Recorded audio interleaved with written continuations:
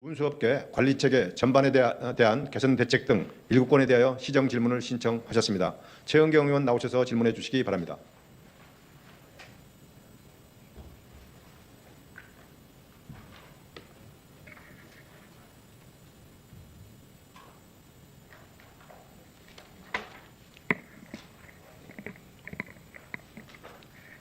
존경하는 부천 시민 여러분, 그리고 조용익 시장님을 비롯한 선배, 동료 의원 여러분, 안녕하십니까? 고강 본동, 고강 1동, 성곡동을 지역구로 두고 있는 더불어민주당 최은경 의원입니다.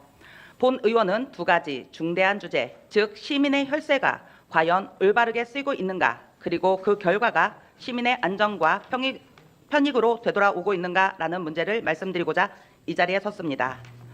부천시는 매년 공공 인프라 유지 관리, 대중교통 서비스 개선, 운수업계 안정화 등을 명분으로 수백억 원의 예산을 투입하고 있습니다.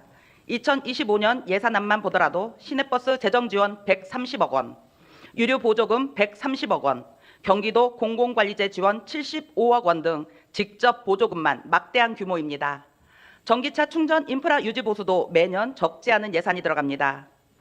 하지만 시민 여러분은 이 막대한 예산이 투입된 만큼의 안전, 편익, 신뢰를 실제로 돌려받고 계십니까? 냉정하게 말해 그렇지 않습니다. 오늘 저는 최근 드러난 두 개의 사례를 통해 부천시 행정의 구조적 허점을 지적하고자 합니다. 첫 번째는 전기차 충전기 유지 보수의 심각한 부실 운영 문제, 두 번째는 버스업계의 안전관리 부재로 발생한 연속된 사고 문제입니다. 서로 다른 분야처럼 보이지만 두 문제는 하나의 공통된 원인을 향하고 있습니다. 바로 행정의 무책임과 감독 부재가 만들어낸 구조적 문제라는 점입니다. 먼저 전기차 충전기 요금 미납 사태에 대해 말씀드리겠습니다. 부천시는 전기차 충전 시설을 운영을 위해 이카플러그라는 업체와 30곳의 계약을 체결해 왔습니다. 이 업체는 시민의 충전 요금을 결제하면 그 금액을 업체 계좌에 두었다가 도시공사에 정산, 납부하는 구조로 운영돼 왔습니다. 그러나 이 구조는 처음부터 투명성과 안전성을 담보할 수 없는 매우 위험한 방식이었고 이러한 구조는 결국 우려가 현실이 되었습니다. 2025년 12월 기준 이 업체는 도시공사에 약 4,700만 원의 충전 요금을 미납한 채 장기간 방치하고 있습니다. 이는 단순한 업무 미비가 아니라 명백한 재정 누수, 시민의 재산 유실입니다. 더욱 충격적인 사실은 이러한 미납 사태 업체인 이카플러그는 부천시와 24년 9월 1일 무려 30건의 계약을 체결했는데 과연 부천시는 계약 당시 업체의 재무 건전성, 경영 능력, 납부 이행 실태를 제대로 검증했습니까? 이런 업체가 공공 인프라 사업을 계속 맡고 있다는 현실은 행정 책임 부재 그 자체입니다. 전기차 충전 인프라는 미래 교통체계의 기반이자 공공 서비스의 핵심입니다. 이런 곳에서조차 행정이 제 역할을 못한다면 시민의 신뢰는 어떻게 지켜낼 수 있겠습니까? 또 다른 문제는 대중교통 안전입니다. 지난 8월 10일 버스기사들이 이용하는 기사식당에서 쌀벌레가 나온 밥, 비닐 조각이 섞인 반찬이 제공되는 충격적인 사건이 있었습니다. 운전기사의 기본적인 식사조차 보장되지 않는 환경이라면 그들이 시민의 안전을 책임지며 운전할 수 있겠습니까? 이 사건은 단순한 위생 문제가 아니라 운수업계 전반의 관리 부실, 그리고 부천시 감독 기능의 사실상 붕괴를 보여주는 경고 신호였습니다. 그러나 부천시는 이를 단순 민원으로 취급하며 보여주기식 점검으로 마무리했습니다. 그리고 불과 한 달 뒤 모두가 알고 있는 9월 10일 끔찍한 사고가 발생했습니다. 시민을 가득 태운 버스가 중앙선을 넘어 역주행해 앞에서 오는 버스를 위협하는 아찔한 상황이 이뤄낸 대형 참사 직전의 순간이 있었습니다. 이 사고는 절대 운전자의 단순 실수가 아닙니다. 8월에 경고를 묵살하고 현장을 방치한 행정의 무책임이 9월에 사고를 만든 것입니다. 전기차 충전기 요금 미납 사태, 기사식당 위생 문제, 버스 역주행 사고, 겉으로는 서로 다른 문제처럼 보이지만 본질은 같습니다. 행정의 관리 감독은 부재했고 민간 업체에 대한 검증은 부실했으며 문제를 발견하고도 시정 조치가 이루어지지 않았습니다. 그 피해는 고스란히 시민에게 돌아오고 있습니다.